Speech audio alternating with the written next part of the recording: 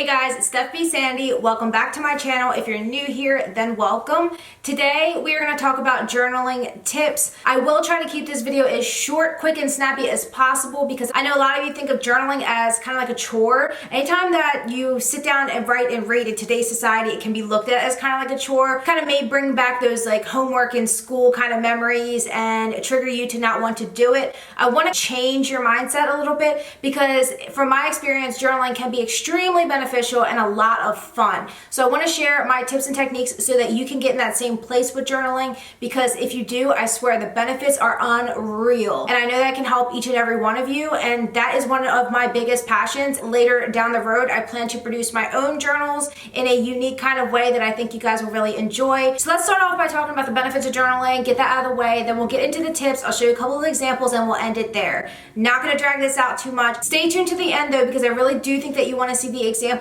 because that's where the motivation and inspiration I think is going to come from. When you see how I've started, when you see my examples, I think it can motivate you to actually just jumpstart and get into it yourself. So one of the obvious benefits of journaling is, of course, the therapeutic aspect, and that is huge. The things that are bothering you, the things that are on your mind, the things that you got to work through that you don't necessarily want to go to a friend or relative about, then you can work that out yourself and find out so much about yourself. If you're a person who's ever feeling a little bit lost, journaling is for you, because you can really look back through your journal entries at some point in time and find a pattern in your thought processes that can actually teach you some things about yourself that were kind of buried deep and that you didn't know. So definitely the therapeutic aspect. You can get through so many issues. I have been through so many issues. I have been improving myself on a daily basis since as long as I can remember. I have to give a lot of that to journaling because I think that's what kind of launched the idea of self-awareness for me, and it got me used to that habit. So definitely for the therapeutic aspect, journaling is key. So another huge benefit of journaling is actually learning how to express yourself in a better way. This can in turn drastically improve your relationships, just the way that you communicate with people. And in most relationships, even professional or casual or whatever, most relationships work best with communication. If you want to improve any relationships, communication is key. I know for me, like as I write and as I write more and as I read, even go back and read my own writing, I can see like, oh, I should have worded that a little bit better, or maybe I'm not expressing myself in the best way. And sometimes I free write, which means I write and write and write until I finally get my thoughts gathered in the right form. What you can do is you can write a full page worth of dialogue that you would normally have in your mind, but because you see it all in front of you, then you can realize that you could shorten that maybe into like a sentence or two and get a really good, valuable sentence to summarize your thoughts out of that whole page. And that can help you with your relationships. If you talk and ramble with people, then you can cut that short, condense it, and get to the point faster, and a lot of times that avoids miscommunications. So as far as expressing yourself in all areas of your life, journaling can help you to do that, especially with putting your thoughts or your feelings into words. So another benefit that may be obvious to some of you is organization. Journaling can help you to stay organized so much better, not just with your thoughts and your words, as I mentioned a little bit ago, but it can also help you to organize your life and your schedule. Journaling can definitely help to improve your organization skills because you can write down everything that you need to do, you can label it, you can number it, you can refer back to it if it's in a book, whereas some people use sticky notes or they type it in their phone or their computer and then they can't find it, they can't sort through it, they don't know where everything is, they forget things. If you do journaling in the right way, then you can follow along with your own notes and never forget anything that you have scheduled or planned, and you can move along things a lot faster. You can create checklists in your journals. You can use them any way that helps you, but organization is definitely something that you can improve easily by journaling. So this last one may sound a little bit silly to some of you, but I think it's still very important, and it is making a commitment and following through with it. So journaling, like I said, some of you may see it as a little bit of a chore, but it is really beneficial, and anytime that you're doing something to improve yourself or to reap massive benefits, a lot of times it's going to take a lot of work and you may not always feel like doing it, but if you push yourself to do it, if you follow through with it, then you will see those benefits start rolling into your life. And I think that making that commitment and following through with something like journaling is such an easy start to improve other areas of your life and other commitments that you may have fallen short on. If you stick with journaling and make that your first easy commitment, even if it's just for a minute here and there every day, if you make that commitment and stick with it, that can set the tone for the rest of your commitments and the rest of your routines in your life.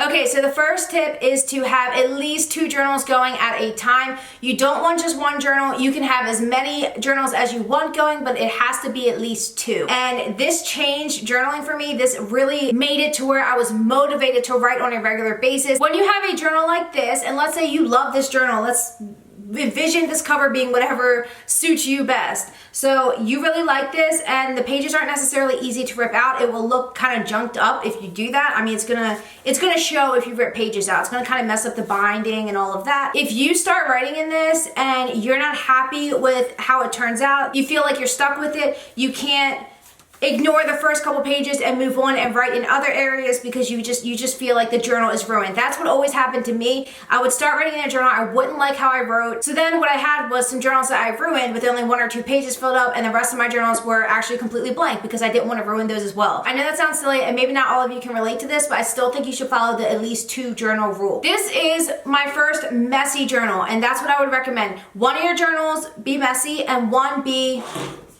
a pretty book that you don't want to get messy. This is where I would write every single day, and I would just sloppily jot down whatever was on my mind or whatever I was thinking. I would just throw it in this book, and I wouldn't really go back and read my notes, not at all. This was kind of like a free writing, just dumping journal where I would just dump all my thoughts on the page and close it. And because I did that, it was the first journal that I've ever filled up. I wasn't afraid of ruining anything because I knew the purpose of this journal was to be messy and to just throw all my thoughts down. So this is not organized in any way. It wasn't intended to be organized. It definitely fulfills the therapeutic benefits of journaling. Definitely keep like a messy journal like this, and then reformat them in a book like this to where it's structured and pretty and appealing when you look back at it. This is what I use for like my video and blogging ideas, and I have it color coded. I have it very neat and even, and I really like that. So definitely have at least 2 journals, 1 messy, 1 structured and pretty. So another tip, simple enough, kind of relates to the first one a little bit, but it is to find a journal that you really like,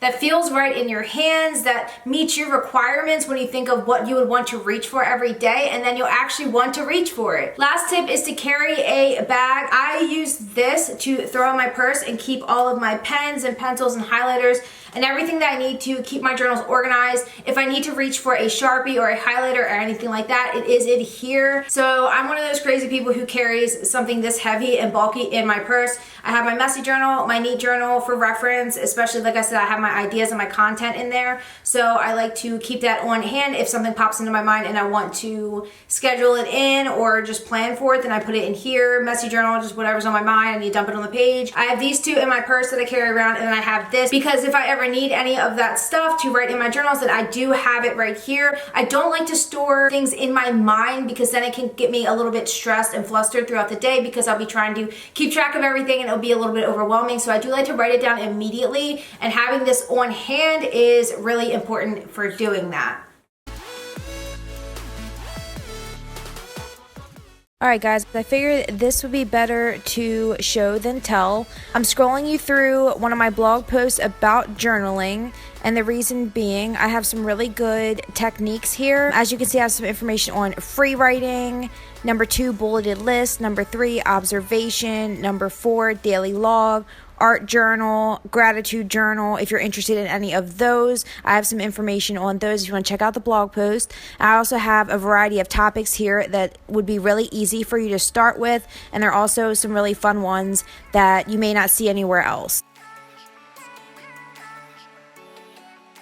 Alright guys, so whenever the benefits, whenever the tips, and I showed you a couple of my examples, I hope that this was helpful to you. Like I said, I wanted to keep it quick and snappy. I have tons of journals if you guys want to see more videos on how I journal and just my style and maybe different examples. Let me know because I really do want to make content that you guys are interested in. I don't want to bore you with too much journaling tips if you guys aren't interested in that. So make sure you like and comment on this video if you do want to see more videos like that. I had a lot of fun filming this for you guys. Thank you for listening to me ramble on about my passion and share that with you guys because I really want to spread the message that journaling is super important and that everybody should have one. If you did like this video, give it a thumbs up and subscribe so you can see my future videos on all kinds of topics, and I will see you guys then.